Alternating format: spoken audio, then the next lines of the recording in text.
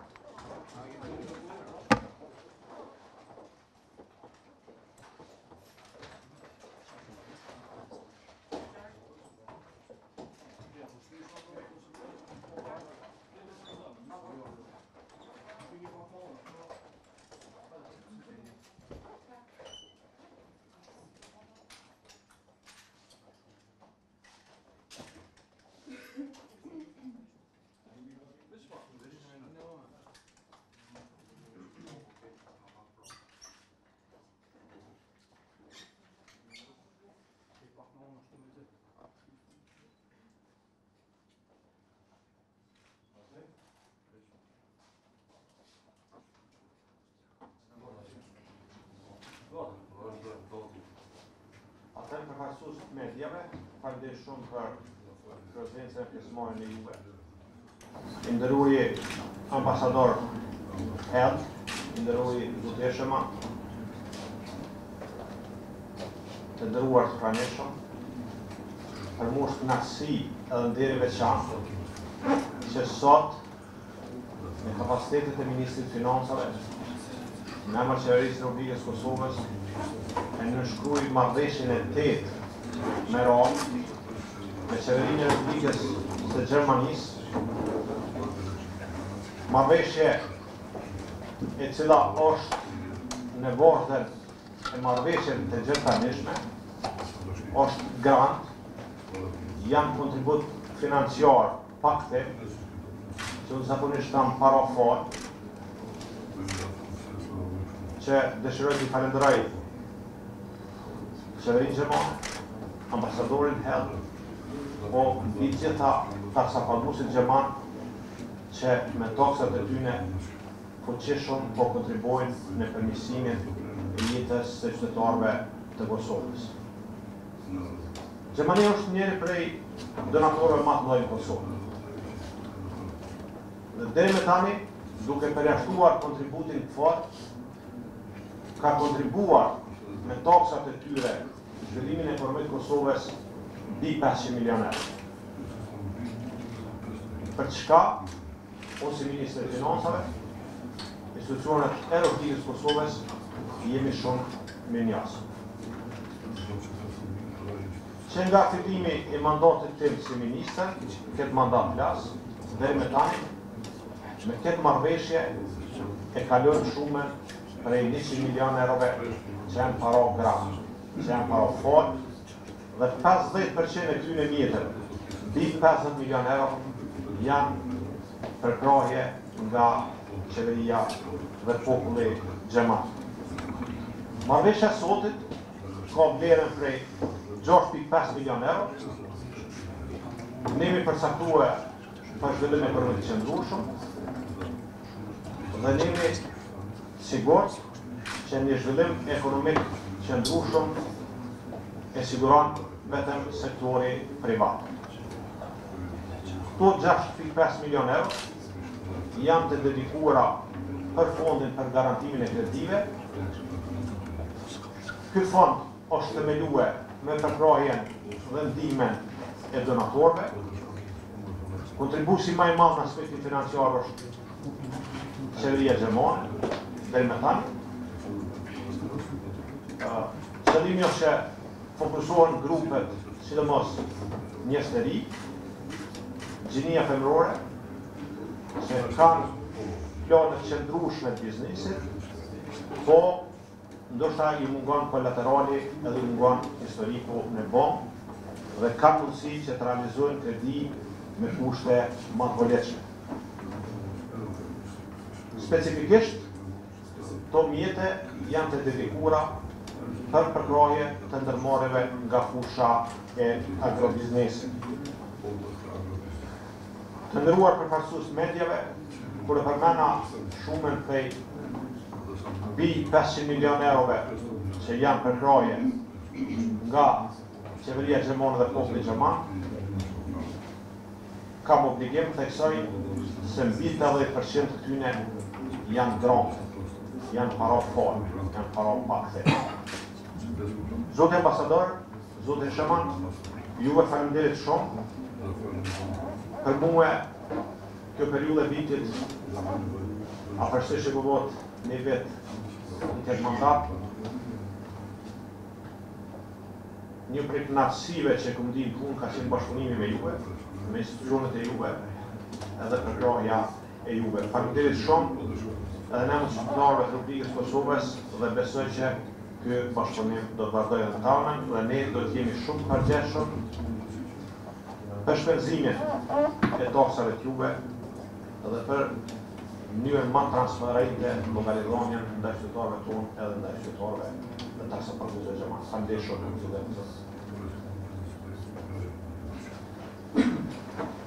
Well, dear Minister Hamza, I think I can also speak on behalf of Mr. Eschemann of KfW and our staff.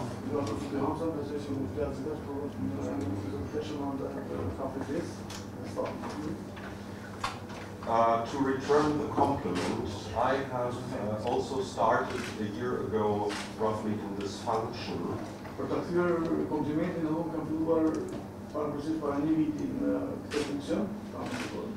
And it's always a pleasure to be here in the Ministry of Finance with you and your staff. It's highly professional. There is a lot of trust between us personally, our respective institutions, which I really appreciate.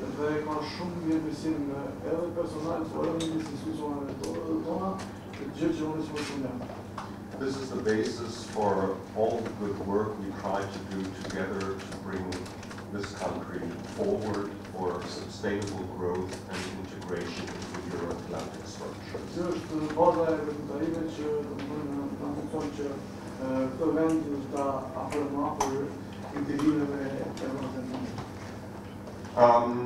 For sustainable growth, the financial sector is one of the crucial pillars.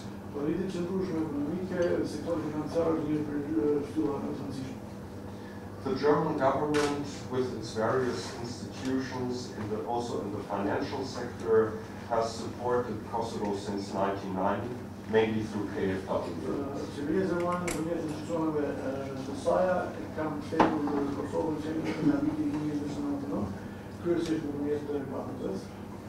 So initially there were emergency measures immediately after the war, stabilization of the local economy, house reconstruction process, etc.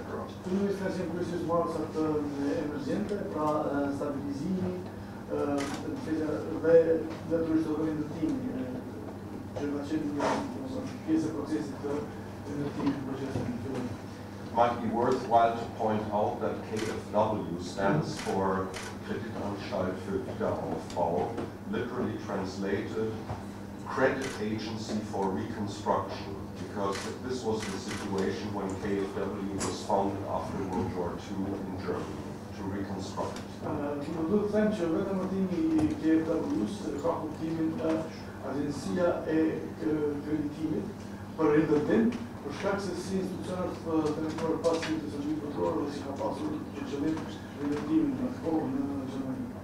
And as with every reconstruction process, there quickly is a high demand for financial services.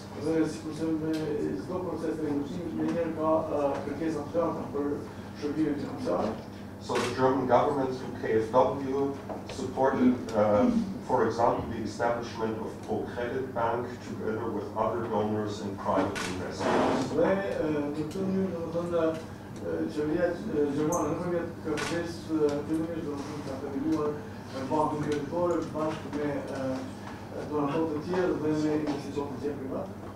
So with the extensive support over the past years, German government through KfW eased access to finance for tens of thousands of the so-called MSMEs, the micro, small and medium-sized enterprises, in their business expansion and development via local financial intermediaries. përfshirë se gjatë vitit të kaluar, qeveria e Gjermanisë nëpërmjet KFV-s ka lehtësuar qasjen në financim, domethënë në financa për ndërmarrjet e vogla mesme në aktivitetet e tyre biznesore dhe domethënë kanë ndihmuar në zhvillimin e ndërgjegjësimit financiar. So access to finance is also the idea behind the Kosovo Credit Guarantee Fund, which is a joint initiative, Ministry of Trade and Industry, USAID, and then also us, to set this project up, which is one of the most successful in the country. Fondi për garantimin e kreditimit ka për qëllim që ta lehtësojë qasjen e financave dhe për këtë arsye është themeluar me ndihmën me një iniciativë të përbashkët të Ministrisë së Tregtisë dhe Industrisë, të USAID-it dhe në këtë mënyrë është ndërtuar një institucion që mund të zhvillohet si një projekt shumë i suksesshëm në terren. And why is this fund so successful? It has tackled one of the basic problems of the Kosovar financial sector. Dhe pse ky fond ka qenë suksesshëm, mendoj që kjo është për shkak se ka prekur një prej problemeve më të ndjeshëm në sektorin financiar, giving easy access to small and medium-sized enterprises, which are the backbone of Kosovo's, and if I may say that, also the backbone of our economy in Germany. Pra, ky fond ka mundësuar ose më themi ka lehtësuar qasjen në financa për ndërmarrjet e vogla dhe mesme që janë praktikisht shtylla e zhvillimit ekonomik në Kosovë, dhe unë do të thosha që ndërmarrjet e vogla dhe mesme po ashtu janë shtyllë e zhvillimit ekonomik. Why did I mention trust before as a basis for everything, especially in the financial sector? I përmenda që në fillim mirëbesimin si bazë për gjithçka, dhe kjo vjen përkatërisht për sektorin financiar. So this fund has created trust and has set in place the necessary conditions for Kosovar financial institutions to lend to small businesses. Për shkak se ky fond ka krijuar një besim dhe gjithashtu I ka vendosur parakushtet e domosdoshme në mënyrë që institucionet financiare të japin buara ndërmarrje të vogla dhe mesme. And this has only been possible because of the highly professional management of the fund and the good partnership they have created with many different actors. Kjo është bërë mund vetëm falë profesionalizmit të lartë të menaxhmentit, të partnerisë së fondit dhe të raporteve të partneritetit që ata kanë krijuar me palët e shumë të involvuara. So, result, new donors are interested, which is a good sign. Dhe se rezultati I kësaj, donatorë të rinj tashmë janë të interesuar që t'i bashkohen këtij fondi, që është një shenjë I mirë. But the basic idea with this fund is to boost economic development. And economic development doesn't only mean growth and tax revenues for the finance ministry, but it's basically about creating jobs. Most jobs in Germany are generated by small and medium-sized enterprises. Por ideja e këtij fondi pra është jo vetëm që mbështetet zhvillimin ekonomik, që është e rëndësishme dhe që mundson pastaj rrëmullimin e hyrave, por njëkohësisht kjo mundson krijimin e vendeve të reja të punës, që faktikisht është çështje më e rëndësishme që mund ta arrijë. A particular accent with the sector of agriculture, you also mentioned, Minister, is reflected in the agro window of this fund. Një aspekt I rëndësishëm I këtij fondi që përmend edhe ministri është mbështetja për bujqësinë, pra për vjetët ditare për bujqësi që është pjesë e këtij fondi. Why this? Because the agricultural sector in lending has been underserved so far, only 4% of the total of the lending. Dhe pse është për kjo problemi arsye shumë të thjeshtë për shkak se sektori I bujqësisë ka qenë jashtëzakonisht I nënfinancuar në procesin e kreditimit, sepse deri tash ka marrë vetëm 4% të kreditimit banor. And as people might think with Pristina as a boom town, there are also rural areas that have to be taken care of, and we also have to foster economic development in the rural areas in this country. Dhe dikush mund ta shohë Prishtinën si një qytet që po vërtetoj një rritje të madhe, por ne patjetër duhet ta kemi parasysh edhe pjesën rurale, pra fshatrat, dhe negociues duhet të përkujdesin që zhvillimi ta prekë edhe zonat rurale. So, all in all, congratulations to those who managed this fund. It's a good day today with another 6.5 million euros going into that fund for Kosovo, for our bilateral cooperation. And once more, I would like to express my gratitude and my high respect for the professionality and also the spirit of excellent cooperation we have in this financial field, especially with you and your people, Minister. Thank you. Përgëzoj menaxhmentin e fondit, të cilët tani do të kenë 6.5 milionë të tjera në dispozicion dhe njëkohësisht dua të shpreh falënderimin të madh për punën e jashtëzakonisht profesionale dhe për bashkëpunimin që kemi me Ministrin e Financave dhe për të falenderuar edhe ministrin. Ministër, sa ka arrit shumë e fundit edhe përmendja ambasadori që është në krijimit të vendeve të reja të punës. A ka dhëna saktë vendet të punës janë krijuar për këtë fond deri tash? Foundation për pyetjen do thotë me këtë një kontribut, kapitali i këtij fundit e kalon shumën për 22 milionëve. Ne jemi, si që tha ambasadori, biseda negociata edhe me institucione tjera dhe unë jam optimist që një pjesë e tyre është në fazën finale të realizimit. Fondi deri nga fundi vitit do të ketë mundësi që të ketë në dispozicion rreth 50 milionë euro kapital. Dhe objektivi unë është që ky kapital vazhdon të rritet në periudat vijuse, mirë po dëshirojmë që po edhe rezultate. Sigurisht se ka rezultate të prekshme. Fondi ka rrit, pse institucioni i ri, ka rrit që të ketë marrëveshjet me gjitha bankat komerciale, po vetë fundit është duke u zgjeru edhe ka institucionet mikrofinanciare. Dhe nëse morëm raportin 1/5 dhe nëse presim që deri në fund vitit fondit i ketë dikon rreth 50 milion kapital, mund t'i garanton dikon deri në 250 milion euro kredi.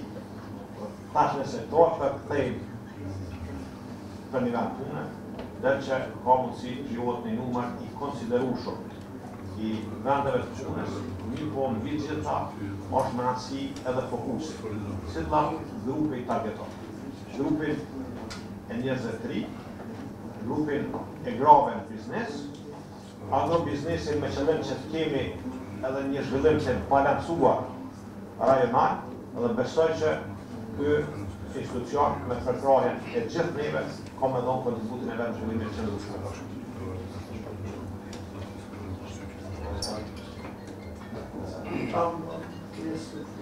Well, just to underline what the Minister just said, this is the phase of basically setting up the fund with already parallel lending to businesses who are already in place.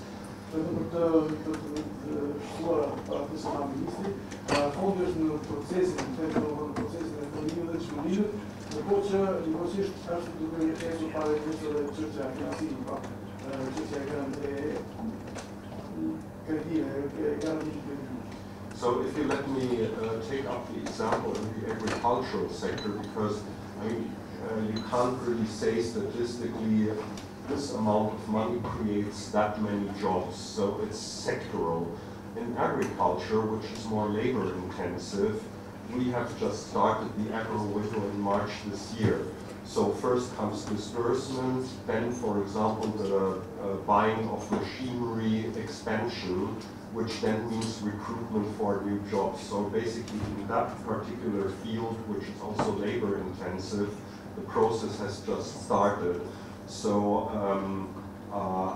for me it would be, and I think for any expert, difficult to give you a precise figure at this state of time. Përmendje rastin e Turqisë sepse është ndoshta pak e vështirë që shpërthehen shumat me vendet punës në një herë, por në rastin e Turqisë mund të themi që mbështetja ka filluar në mars dhe në kësaj periudhe do të thonë ka filluar garantimi i kredive të para, që nuk kupton pastaj blerjen e makinerive sepse puna në Turqi është ekstensive dhe mandej gradualisht do të procesi i rektifikimit të reformës, do të thonë me përparimet që arrihen me kuadrat të Listening to hear so, Mr. Ambassador, I have two questions for you. The first one is, you mentioned the European integration process, but we do know that the Kosovars are the only nation without militarization.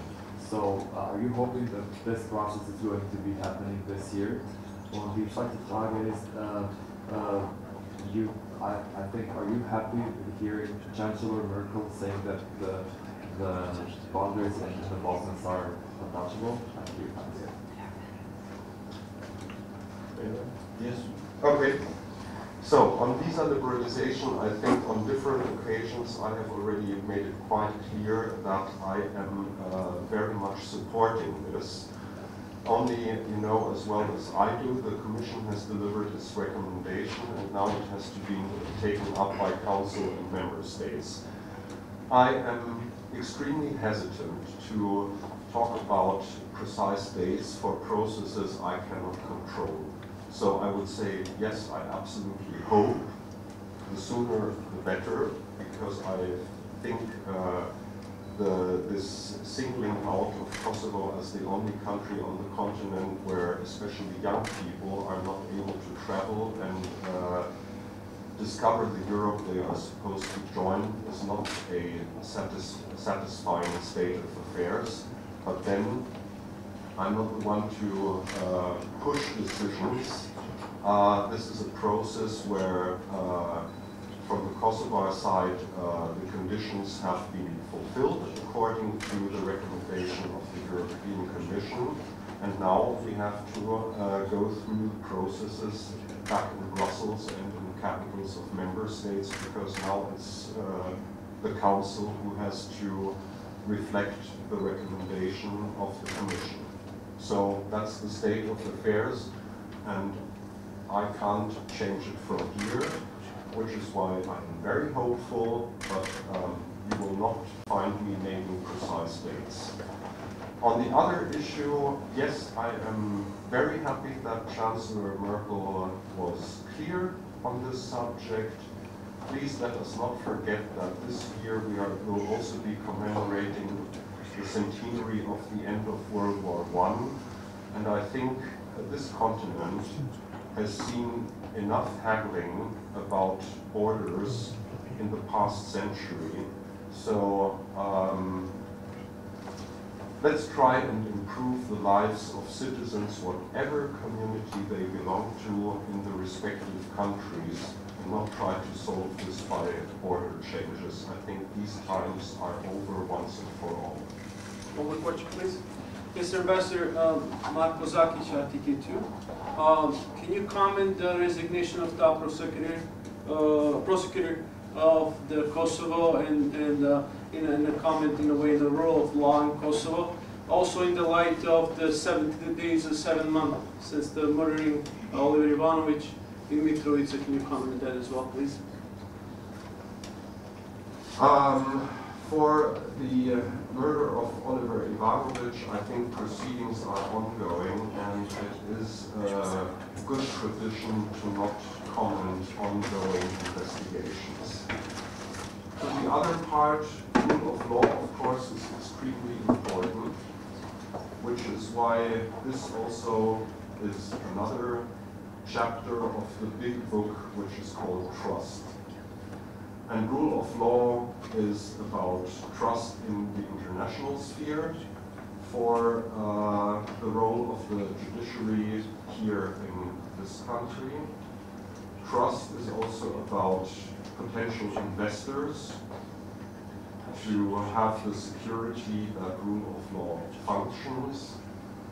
And basically, trust should also be there for every citizen in this country to trust the rule of law and application of law in all spheres of the society.